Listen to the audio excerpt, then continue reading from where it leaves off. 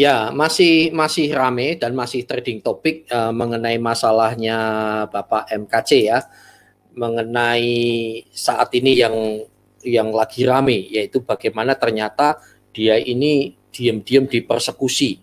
Ya, pantas saja ya. Waktu lalu kan Askri News juga memberitakan sejak awal para lawyer waktu itu ya. Juga Pak Yusuf Manubulu, juga ada representasi dari Askri, ada Pak Sandi Situngkir juga. Hari ini akan hadir, nanti akan ngobrol bersama dengan saudara sekalian ya. Waktu itu kan tidak bisa ketemu tuh. Ya, alasannya isoman. Ternyata hari itu di hari pertama itu sudah terjadi penganiayaan. Alasannya dan tentu memang mengecewakan sekali karena sebelumnya kan dipastikan bisa ketemu. Ternyata alasan isoman lah, inilah video call juga tidak bisa. What happened what, dan semuanya juga sudah curiga dan banyak yang curiganya sama. Ini pasti ada penganiayaan, seperti itu. Jadi saya ngikutin perkembangan rekan-rekan semua punya feeling yang sama loh. Wah, ini pasti ada penganiayaan. Nah, so itu hari ini kita membahas dengan topik dari hari pertama MKC dihajar oleh oknum jenderal. Nah, pertanyaan yang penting adalah benarkah Kabareskrim tutup mata? Benar atau tidak? Ya tentu ini sebuah pertanyaan yang tidak enak. Cuma kan kok bisa di tempat pusatnya Polri kok bisa terjadi penganiayaan? Sementara itu saudara, yang namanya tahanan, apalagi MKC itu bukan maling, bukan koruptor, bukan teroris. Sekali lagi, dia bukan teroris. Tetapi kok seperti ini diperlakukan seperti copet gitu. Ya, ini sebuah ketidakadilan. Ini sangat mengerikan sekali. Kita akan kupas dulu saudara. Nah, dan juga satu hal yang sangat mengecewakan itu media-media mainstream, media-media besar ya. Awal MKC ditangkap itu TV One terutama lagi. Waduh, diulang-ulang setiap hari berapa kali, diulang terus. Narasinya hanya soal MKC penistaan gitu. Bahkan di waktu itu ya juga kami IKIP juga sudah membuat live ya. Waktu itu ini saya tunjukkan. Wah, dengan antusiasnya. Bahkan bagi saya itu sebuah provokasi ya, bernada provokatif itu dari Wakil Ketua MUI ya, di sini Ketua MUI. Kami juga sudah membuat disclaimer ya, Wakil Ketua MUI bukan yang ini ya. Kami menjawab, nah ini menjawab pernyataan Wakil Ketua MUI. Juga termasuk Sekjen PBNU ya, soal penistaan agama yang diduga itu dilakukan oleh MKC. Wah, Wakil Ketua MUI terutama terus terang saya tidak simpati sama sekali. Karena apa? Nadanya dari dulu juga itu, nadanya itu ngancam-ngancam. Sampai ada berita yang ini ya, Wakil Ketua MUI Anwar Abbas dipecat MUI, tapi kami kan mengatakan cek TKP. Itu beritanya tidak benar. Tetapi dari sumber berita ini juga mengutip banyak statement-statementnya Wakil MUI ini memang provokatif, yang selalu nyinyir dengan pemerintah dan menunjukkan sebagai seorang Islam yang garis keras begitu ya. Nah di situ kan mengatakan gini, kalau MKC nggak diusut segala macam, jangan sampai terjadi kerusuhan lah, intinya seperti itu ya. Kalau ada bagian grassroots rakyat jelata tuh bertindak, silahkan pilih. Nah saya rasa itu bukan perkataan seorang alim ulama yang alim ulama ya. Nah demikian, benar-benar tidak bijaksana seperti itu. Nah, Sekjen PBNU ya juga apa yang disampaikan itu juga bagi saya kurang fair ya. Sementara apa yang dikatakan untuk keadilan dan lain sebagainya, untuk demokrasi dan lain sebagainya, sementara yang kami alami apa? Beda Pak, beda. Nah, hari ini kita juga membahas soal ini. Ternyata sekali lagi MKC itu sudah dihajar, dipukuli, dianiaya, dan ngeri sekali. Tetapi tadi ya, berita dari TV One terutama gitu ya, juga yang lain, wah penistaan-penistaan. Tetapi saat ini bagaimana? Kenapa kok tidak diviralkan tentang pemukulan terhadap MKC yang jelas-jelas itu melanggar HAM? Nah, juga detik.com ini juga sudah Detik News ini kan juga sudah memberitakan, ya syukurlah sudah memberitakan Polri ungkap kondisi Muhammad Kece yang dianiaya sesama tahanan di rutan. Betul. Betul. Tetapi ini dia, polisi mengindikasikan Muhammad Kece tidak mengalami luka yang parah sehingga tetap berada di rutan Barreskrim. Wah, ini sangat menyedihkan karena mukanya memang lebam-lebam dan diduga ada rusuk yang patah loh. Bahkan ada berita mukanya itu sampai dilumuri dengan kotoran manusia. Wah, ini kan sebuah penghinaan yang penghinaan yang luar biasa ya saudara ya. Kalau yang lain-lain kadrun-kadrun ada yang komen-komen di live chat, ya syukurin, memang hama, memang ini. Oke, kamu ngomong gitu, kalau itu bapakmu yang diperlakukan mereka gimana? Kira-kira bagaimana? Kalau itu mamamu, kalau itu papakmu, bapakmu itu yang kamu hormati, dilakukan seperti itu.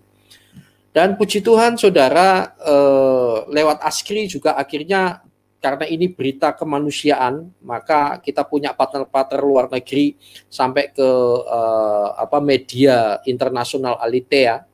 Ini terbesar kedua dari media Katolik ya di Perancis. Ini sudah dimuat, sampai CNN juga sudah memuatnya. Oke, sebelum kita undang, saya naikkan rekan-rekan, kita juga sudah dari awal itu juga penipuan itu sudah banyak, saudara ya. Contohnya berita bahwa Muhammad Kece itu lari ditangkap di sawah. Memangnya dia kodok kintel? Bukan. Mari kita cek kebenarannya, saudara ya. Cek kebenarannya saat ini. Ya. Ini dari di channel IKIM juga ya, konfirmasi bahwa memang Muhammad Kece dihajar. Ini Pak Mario PL. Pak Mario PL ini dulu Haji Muksin ya, tapi udah bertobat dan dia salah satu dia adalah pencetus, penggagas dan pemimpin dari Aliansi Perdamaian ya Indonesia. Luar biasa. Ini kita dengarkan ya. Nah, terakhir pun saya bilang sama pendeta di Bali itu, tolong telepon Kapolda Bali, ini saya kasih nomor HP-nya, bilang bahwa KC mau menyerahkan diri. Jadi mohon ada perlindungan hukum. Yang terjadi adalah beritanya KC ditangkap. Padahal dia udah jelas itu Kapolda ditelepon bahwa dia mau menyerahkan diri. Ya, tapi ya memang itu konsumsi mereka lah.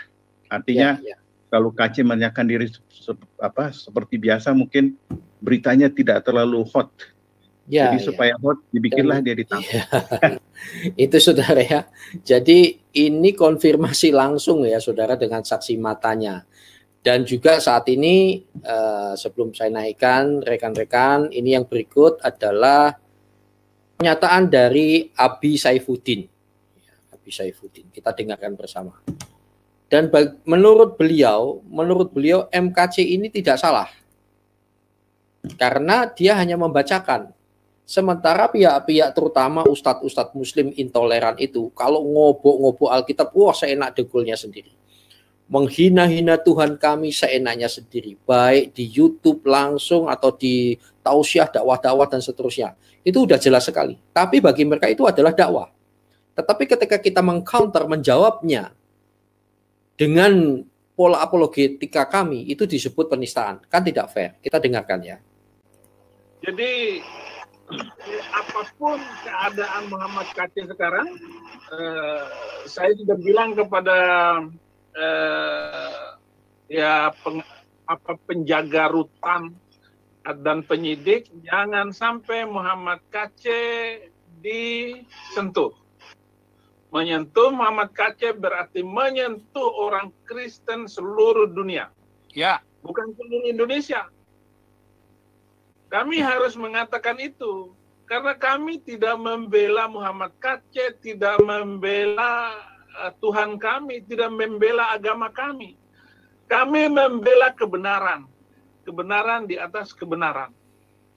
Kalau Muhammad Kc hanya mengatakan itu, dan ada dasarnya. Tetapi sumber fitnah itu adalah muncul dari mulut Abdus Somad yang mengatakan bahwa di salib itu ada jin kafir.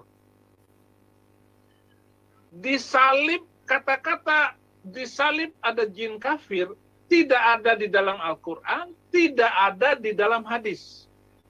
Jadi Abdus Somad menggunakan asumsi sendiri, mulut kotor, mulut jahat. Dan itulah yang menjadi pemicu fitnah yang muncul ini. Dan banyak orang yang menanggapi omongan Abdus Somad. Termasuk Muhammad Kc. Muhammad Kc justru jin itu ada di dalam Al-Quran. Jin itu ada mengerubuni Nabi Muhammad. Dengan membaca surat Al-Jin, surat ke-72, ayat 19. Itu jelas-jelas sekali ayatnya ada dan Muhammad Kc membaca berdasarkan tertulis dalam Al-Quran. Jadi sebenarnya Muhammad Kc itu tidak salah. Oleh karena itu tuntutan saya, bebaskan Muhammad Kc atau tangkap Abdus Somad. Ya. Harus ditangkap. Jadi itu cukup tegas ya saudara ya. Itulah bedanya kita ya. Dan mestinya ya dalil dilawan dengan dalil. Cuma masalahnya ini kan rempeyek semua. Dalil dilawan dengan laporan kan gitu. Dalil dengan lapor. Itu repot memang. Ya oke. Dan sangat menyedihkan. Gini, baik. Saya langsung naikkan dulu. Shalom Subi. Shalom Pak Sandi. Selamat malam semua. Shalom Pak. Baik. Hari ini kita akan membahas fokus kepada fakta bahwa MKC ini dianiaya. Saya kaget, saya itu mau rahasia-rahasiakan karena kita harus bijak, jangan menyebutkan namanya jenderal itu. Tadi saya pelayanan lokal, Pak Sandi dan Pak Subi. Pelayanan lokal, jemaat lokal. Kok dia bisa tahu nama jenderal itu? Padahal saya diam-diam saja. Memang udah nyebar. Jadi saat ini ya Polri, Presiden, pemerintah juga terutama intoleran itu. Dunia pengetahuan dan informasi itu hanya sejauh jempal. Jangan cem-macem tahu bacem, saudara. Jadi tidak bisa lagi dengan cara bohong lagi. Semuanya akan dibongkar. Saat ini telah hadir Pak Sandi Situngkir ya, SHMH. Yang waktu itu ya Pak ya sempat saya reportase langsung dari Bareskrim yang pertama kali hadir di sana. Ternyata tidak bisa menemui Pak MKC. Pak, mengenai topik kita ini Pak, ada apa yang bisa Bapak ceritakan kepada kami? Ternyata dari hari pertama MKC dihajar ya oleh oknum jenderal. Apakah Bareskrim tutup mata dalam hal ini? Silakan Pak. Ya, selamat malam Jenderal Ikim dan kawan-kawan semuanya. Yang pertama kita harus memaknai ya, kita hadir dalam persoalan ini, dalam perkara Pak Kc ini dalam rangka hubungan kausalitas gitu ya, hubungan sebab akibat. Ya. Pak Kc diduga melakukan 156A gitu ya, sehingga kita hadir. Jadi kehadiran kita adalah akibatnya, gitu ya, yang pertama. Terkait kondisi 2 hari ini juga akibat yang kita dapatkan. Ya, bukan penyebabnya. Penyebabnya kan Pak KC dipukulin. Sekarang kita membicarakan akibatnya. Kenapa sih Pak KC sampai dipukulin gitu ya? Jadi yang mau saya sampaikan adalah begini. Hari ini, mulai kemarin saya sangat sulit memberikan konfirmasi kepada teman-teman media mainstream itu. Kurang lebih 20 apa 23 media mainstream, termasuk televisi ya, Kompas, TV One, Metro TV, dan lain-lain itu, yang meminta konfirmasi kepada saya dan mengundang saya hadir di studio mereka gitu ya. Jawaban saya sederhana, saya hanya mantan pengacaranya Pak KC. Kemudian pertanyaan mereka, kepada siapa kami harus memintai konfirmasi? Saya coba konfirmasi kepada kawan kita Herbert, gitu ya, ada Tonang gitu ya. Informasi yang saya dapat, ya, mereka juga sudah mundur, gitu ya.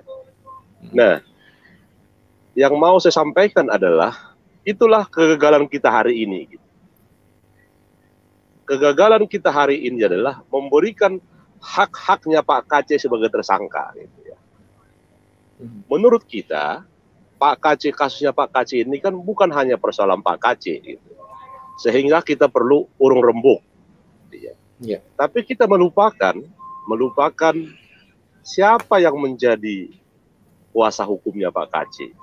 Tapi yang penting ini Pak, yang kami butuhkan informasi hari ini mengenai topik kita itu memang benar Pak ya, apa yang terjadi di Pak KC itu yang Bapak tahu. Iya, kenapa saya sampaikan itu Pak Jenderal Ikim? Karena kita sekarang ini bingung gitu. Apakah benar Pak KC dipukulin? Gitu. Sama seperti bingungnya media mainstream gitu. Kepada siapa mereka harus meminta konfirmasi? Rekan Herbert 2 hari lalu sudah menjelaskan kepada kita gitu ya, kepada kita bahwa betul Pak KC dipukulin, gitu kan? Karena kita tidak memiliki konfirmasi yang langsung, maka kita harus percaya betul yang disampaikan oleh rekan Herbert itu. Karena rekan Herbert lah yang menyampaikan itu kepada kita pertama sekali, yang menurut rekan Herbert itu sudah terkonfirmasi. Yang kedua, itu memang diminta oleh keluarganya Pak KC dan Pak Saifuddin Ibrahim untuk disampaikan kepada publik gitu ya. Nah, sekarang Rusdi ya, Biro Penum Mabes Polri sudah menjelaskan bahwa betul ada laporan polisi dari Pak KC yang melaporkan Jenderal Irjen Pol Napoleon Bonaparte gitu ya. Dan itu sudah diliput oleh media dan Rusdi juga, Kombes Pol Rusdi juga sudah menjelaskan bahwa ada laporan polisi itu, artinya 2 sumber itu dan valid gitu. Benar. Pak KC dipukuli oleh Jenderal Irjen Pol Napoleon Bonaparte. Itulah kesimpulan kita sekarang. Nah, setelah itu kita mau ngapain? Nah, kalau kita suara publik, Jenderal Ikim, suara publik ya, kita sekarang ini kan bukan pengacaranya lagi. Maka sebagai masyarakat yang mengetahui hukum, yang mengetahui hukum, nah, ini penting nih Pak, secara hukum bagaimana nih Pak? Secara hukum ya, apakah masyarakat masih percaya kepada polisi untuk melakukan penyelidikan gitu terkait kasus Pak KC ini yang dipukulin ini? Ya. Apakah tidak perlu Komnas HAM melakukan penyelidikan? Jenderal Ikim dan kawan-kawan semuanya, Indonesia sudah menandatangani Konvensi PBB, Perserikatan Bangsa-Bangsa tentang anti penyiksaan dan perlakuan yang kejam, menurunkan harkat martabat manusia. Itu sudah diratifikasi menjadi Undang-Undang nomor, kalau nggak salah nomor 5 tahun 98. Artinya undang-undang yang dibuat PBB itu sudah disetujui menjadi undang-undang hukum positif yang berlaku di Indonesia. Apa di situ diatur? Negara tidak boleh melakukan penyiksaan. Ya, ingat, penyiksaan bukan penganiayaan. KUHP mengenal penganiayaan. Penyiksaan itu lebih kejam lagi. Ya, dia lebih luar biasa, kejahatan luar biasa. Kenapa dia menjadi luar biasa? Seperti yang dialami oleh Pak KC ini. Seseorang yang berada dalam tahanan polisi, gitu ya, mendapat penganiayaan, penyiksaan. Orang yang berada dalam tahanan polisi mestinya dijaga, gitu. Dalam hal ini ketika sudah terjadi, maka polisi gagal menjaga warga negaranya yang bermasalah dengan hukum. Maka pertaruhannya adalah harus ada orang yang bertanggung jawab terhadap perlakuan yang dilakukan polisi, bukan hanya sekedar di Napoleon Bonaparte. Siapa yang menjadi penanggung jawab penyidikan kasusnya Pak KC? Ya. Apakah hanya sekedar wakil direktur cyber? Tidak. Apakah sekedar direktur di cyber? Menurut saya tidak. Ada pertanggungjawaban vertikal. Siapa yang harus bertanggung jawab? Kalau kita merunut kebijakan di polisi itu, kalau anak buah yang bertanggung jawab, penanggung jawab penyidikan itu, maka ikut juga bertanggung jawab satu tingkat di atasnya. Nah, sekarang pertanyaan, apakah ini menjadi tanggung jawab ya direktur di cyber Bareskrim? Maka yang perlu bertanggung jawab di atasnya itulah Kabareskrim, gitu. Itulah hukum-hukum yang kita pahami. Nah, yang kedua, kalau kita sudah paham seperti itu, kita mau melakukan apa? Tadi saya sudah tegaskan, gitu ya. Apakah kita masih percaya polisi akan tuntas membongkar kasus penyiksaan Pak KC? Ya, ya. Apakah kita perlu mendorong Komnas HAM untuk melakukan penyelidikan? Komnas HAM independen, gitu ya. Apakah perlu dibuat tim independen untuk melakukan penyelidikan terhadap penyiksaan yang dilakukan Pak KC? Kemudian siapa yang harus melakukan itu? Saya kira di situ Pak Jenderal Kim. Oke, siap, mantap. Tapi secara hukum ini jelas tindakan yang sangat-sangat tidak dibenarkan, Pak, ya.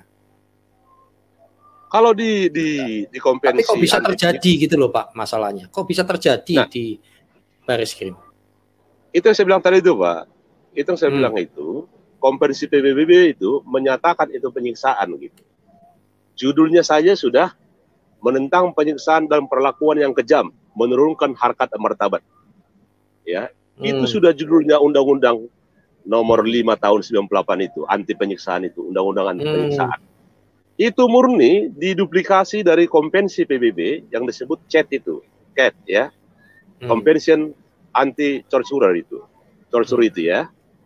Ya. Itu murni diduplikasi dan berlaku secara umum. Gitu. Indonesia sudah menandatangani itu. Persoalan sekarang, setelah ditandatangani, Indonesia mau nggak mematuhinya? Pertanyaan sekarang, kenapa bisa orang yang ada dalam tahanan Bareskrim, ya, dia nyanyi seperti itu? Ya, kami jelaskan sedikit kronologisnya. Ya. Pak KC masuk ke Bareskrim itu kalau tidak salah sekitar pukul 7 malam atau pukul 8 malam. Ya, tiba di Bareskrim itu. Kemudian bagi kami yang berprofesi sebagai pengacara, orang yang ditangkap itu biasanya tidak dimasukkan langsung ke tahanan gitu. Tapi biasanya dilakukan dulu pendalaman oleh penyidik di ruang penyidikan. Nah, sekarang kita hitung sekarang ini ya, kita hitung. Estimasi Pak KC istirahat berapa jam? Ya, setelah nyampe di ruang penyidikan itu. Anggap saja pukul 11 gitu ya. Mungkin saja ada pemeriksaan-pemeriksaan yang tidak resmi gitu kan.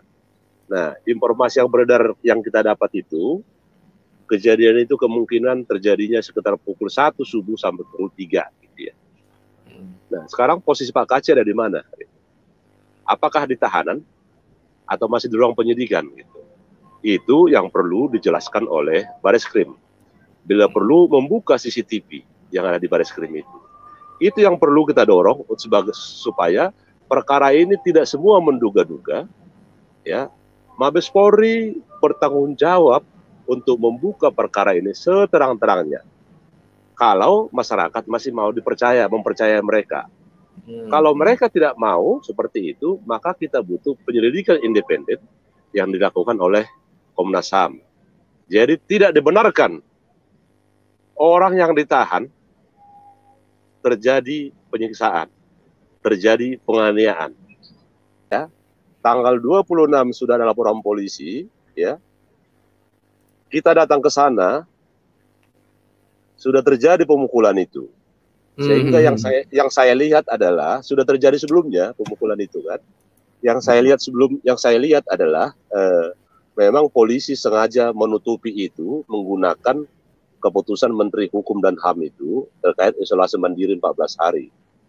Menurut hukumnya, menurut KUHP itu ya, tersangka tidak boleh dibatasi haknya sebagai tahanan yang saya sebutkan tadi itu ya. Andaikan saja benar ya keputusan gugus Covid isolasi mandiri terhadap tahanan itu 14 hari. Tapi polisi berkewajiban menyediakan fasilitas komunikasi supaya Pak KC bisa bertemu dan berbicara langsung dengan keluarga, dengan rohaniawan, dengan pengacaranya gitu. Tapi ternyata di balik semua itu, Jenderal Kim, inilah yang terjadi. Ternyata Pak KC disiksa begitu kejam. Nah, gitu itu dia. Itu ternyata yang disembunyikan, bukan masalah isolasi. Sekarang baru kita tahu. Kan 2 hari ini baru kita tahu. Ternyata itu yang terjadi, gitu kan? Ya.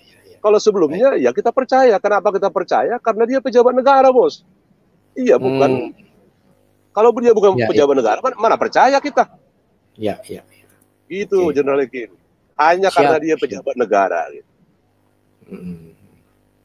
Baik, Pak. Terima kasih. Pak Sandi. Ini ada Pak YPSH. Oke, saat ini kita langsung kembali lagi ya. Kita berbicara tentang ternyata dari hari pertama MKC harus dihajar oleh Oknum Jenderal nih. Nah, ini apa yang bisa kita lakukan saat ini? Kalau Komnas HAM gimana prosedurnya? Silakan YPSH. Baik, terima kasih Pak Heri. Ini kesempatan saya kedua hadir di tempat Bapak nih. Oke, puji Tuhan. Silakan Pak. Jadi menarik tadi sebentar Pak. Setelah Pak YP, nanti saya minta kesaksian singkat dari Pak Rusli Monoarfa ya, karena beliau lagi dalam perjalanan. Beliau juga pernah dipenjara gara-gara percaya Yesus, juga mengalami persekusi. Silakan Pak YP, silakan. Ya. Jadi tadi menarik pertanyaan dari Pak Heri dan teman-teman lain di sini, apa yang bisa kita lakukan selanjutnya nih? Justru saya melihat dan mendengar penjelasan detail dari Bang Sandi. Saya satu tim ya dengan Bang Sandi ya Pak Heri, di tim pengacara sebelumnya.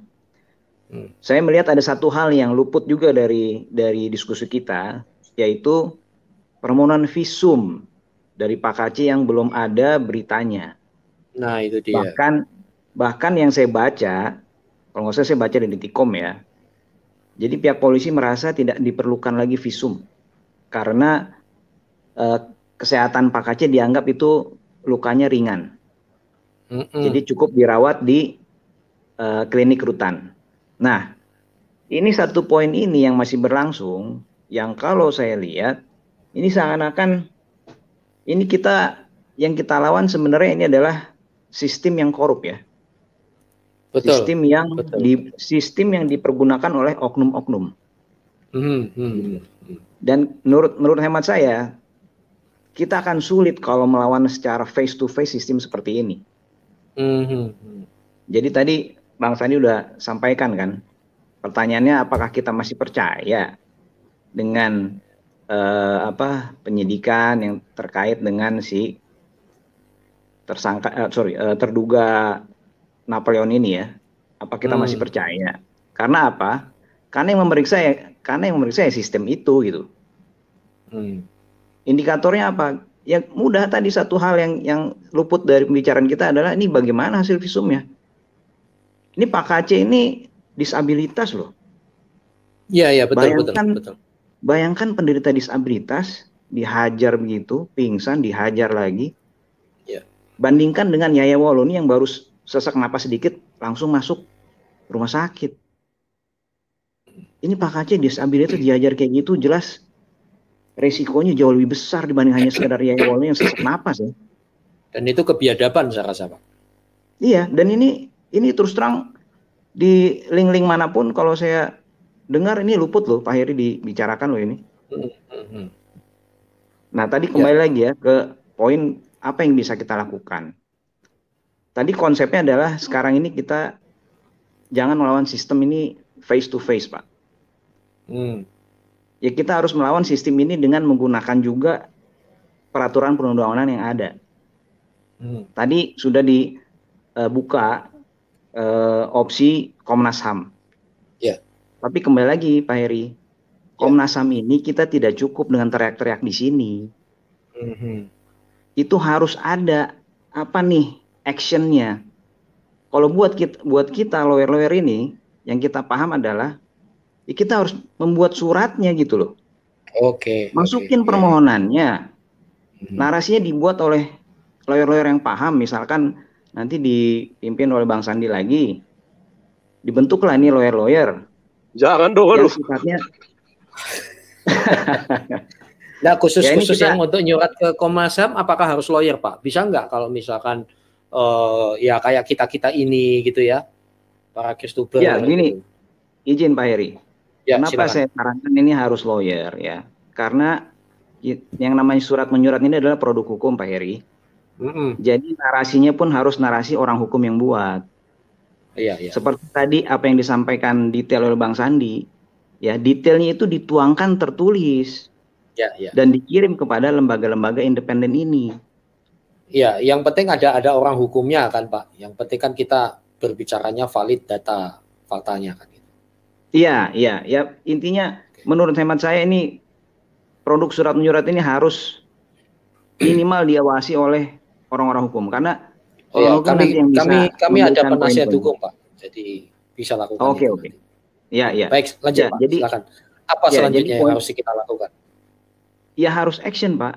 Ya, Jadi betul. surat menyurat ini harus segera dibuat berdasarkan basis laporan masyarakat yang diwakili oleh YouTuber-YouTuber yang memang terbeban memiliki kepentingan terhadap permasalahan di negeri ini. Surat-suratnya harus segera dilayangkan ke lembaga-lembaga independen tersebut. Ya.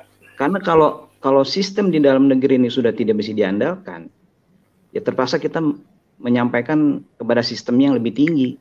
Seperti tadi dan dasarnya kita sudah menandatangani konvensi anti kekerasan. Konvensi anti kekerasan ini ada lembaga pengawasnya. Ya. Dan itu Ya, legal surat-surat ini ya, kan pasti. Legal, dan surat-surat ini bisa diajukan ke sana secara legal. Karena apa? Karena memang negara kita tunduk pada ketentuan itu. Harus tunduk ya, Pak ya. Ya kan udah ratifikasi, DPR sudah ratifikasi. Oke. Nah ini langkah-langkah yang real yang harus dilakukan. Ya, baik. Istilahnya yang langkah-langkah kita teriak-teriak di ini udah kita lakukan, tapi harus ditindaklanjuti lagi yang lebih real. Setuju, Pak. Dan Setuju, Pak. ini tidak bisa kita rely on dengan kuasa hukumnya Pak MKC. Karena kuasa hukum MKC sudah sedemikian sibuk dia dengan masalah internal MKC ya. Tapi kembali lagi kan kita selalu sampaikan Pak MKC ini milik publik, bukan hanya milik keluarganya. Dan lagi pula Apalagi- gini, Pak. Kita kan bisa yang ya maksudnya kalau ngelapor ke Komnas HAM kan biar ada beberapa pihak kan juga malah lebih bagus ya, Pak ya. Nggak harus satu pihak gitu. Ya prinsipnya yang namanya laporan masyarakat, Pak Heri, itu tidak terbatas ada satu laporan. Berbagai macam lapisan bisa melaporkan kalau Ya, memang bagus. merasakan dan memiliki alasan ada ketidakadilan dari sistem yang dipakai secara korup oleh oknum-oknum yang menyimpang ini. Ya, betul. Oke. Gitu kurang Baik. lebih, Pak Heri. Baik, Silakan. luar biasa. Jadi saya dorong saudara, ayo kita do something. Anda yang bisa segera lakukan, segera saja, nggak usah saling tunggu, nggak usah saling berharap. Ini demi kemanusiaan. Jadi begini saudara, kalau kita saat ini berteriak-teriak, lalu sekarang lagi ditekankan kepada do something yang segera, karena ini sudah urgent saya rasa, itu sama sekali tidak ada hubungannya bahwa kita tidak mengasihi. Bukan begitu, tapi justru kita mengasihi bangsa kita, bahwa kasih itu tidak bersukacita di atas ketidakadilan, tetapi karena kebenaran. 1 Korintus 13 ayat 6 itu saya dengung. Ini kesempatan gereja, Kristuber, orang Kristen bersatu, ayo bangkit melawan ketidakadilan ini karena mengasihi bangsa ini, bukan dalam rangka balas dendam sama sekali, dan bukan membela dalam sisi kesalahan, bukan di situ yang kita mau main takiyah-takiyahan, bukan begitu. Tetapi ini sudah ada pelanggaran HAM. Dan ini supaya tidak terjadi di tempat lain, maka kita harus melakukan hal yang sama. Beda dengan mereka ya, mestinya dalil dilawan dengan dalil, tapi ini kan dalil dilawan dengan lapor. Kita bukan lapor soal dalilnya, tapi masalah soal produk hukum yang sudah cacat. Jadi kita harus bangkit. Jadi ayo siapa yang bisa duluan segera. Dan ini pun dari pembicaraan ini, wah ini menarik sekali nih, kita juga harus lakukan itu. Bukan hanya teriak-teriak ya sampai ke dunia internasional.